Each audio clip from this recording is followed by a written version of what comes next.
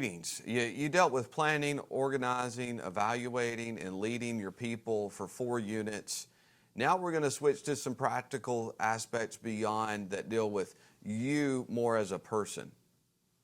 Planning, of course, dealt with you as a person. Organizing, evaluating, and leading deals with you personally, but it also looks more at the organization, the church that you're serving, the ministry you are leading.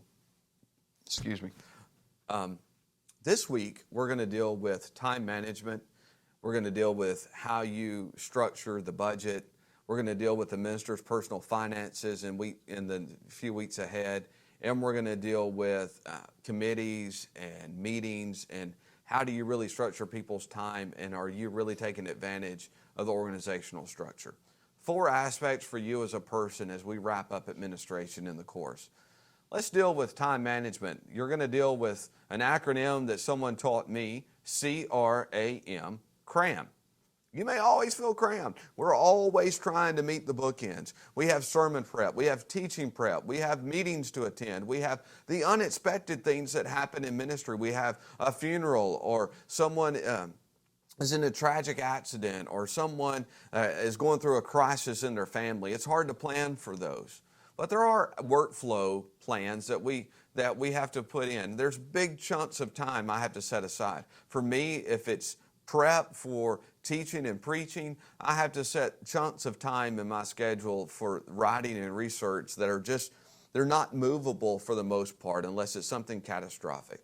And so I hope that as you look at your productivity, that CRAM will help you, because it really matters how we set up our calendar, how we deal with how we respond to email. Perman did a great book, What's Best Next, in dealing with this. But your personal management matters, because if you're not managing yourself well, your family's going to suffer, the church is going to suffer, your ministry's going to suffer, because the reality is we can structure ourselves to be more efficient, to where we have time for the bigger things like the gospel. And so that's what this is all driven by, is getting yourself to a place to where you do have more time to do the things God has called you to, so the administrative aspects are not weighing you down, because they're not things you really want to be doing. But since you put them off or you don't invest in them, and so people are crucial. There's a reality that you just have to deal with those things. But let's unpack the idea of CRAM. You're going to look at before you unpack CRAM this week in the PowerPoint, you're going to look at the generations of your time management. You're going to look at things that really matter. Let's ask a question from Benjamin Franklin. Do you love life? Then do not squander time, for that's the stuff life is made of. Might have been stated in 1746, but it still matters, because time management is self-management. It calls for a budget of your time. It calls for you to be disciplined in your time. So here's some questions. Why are you doing what you do? Ask yourself that question. Does it need to be done by me, or does it need to be done by anyone? Should it be done by someone else? Does it waste my time, and would it waste somebody else's time? Just ask some simple questions. You're going to see those in the PowerPoint this week if you want those. But here's CRAM. Clarify your objectives. What are the essential elements of your day, the activities that you have to do, non-negotiables? R, review your time habits. Do a little time analysis. What do you do with your day? So go back and review a few weeks.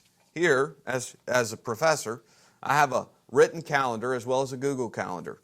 And what I do is I have my whole day written out. It's a moleskin calendar. I write on the side the things I have to do. I journal on the right side of what I have been doing.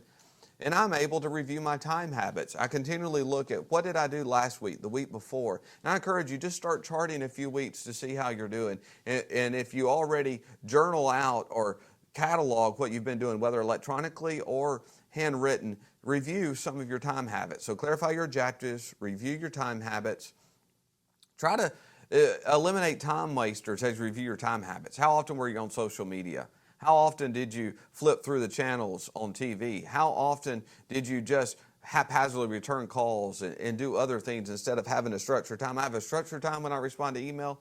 A couple of times a day, I have a structured time where I return calls during the day. It's just how I have to do with my time habits. Now, if my wife calls, that interrupts everybody else. But not everybody gets that access.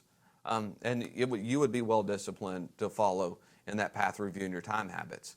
Also, A, arrange your time. Adopt some scheme for how things get on your calendar, for how you agree to do things. So what problems do you really need to solve, and evaluate your progress? And that would be your A, arrange your time.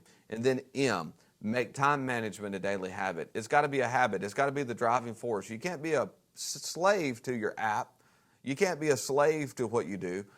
But whatever system you use, you do have to make some management scheme available to where you just don't feel run from one place to the other. So I hope that as you walk through CRAM this week, it really helps you be more efficient for the ministry God has called you to.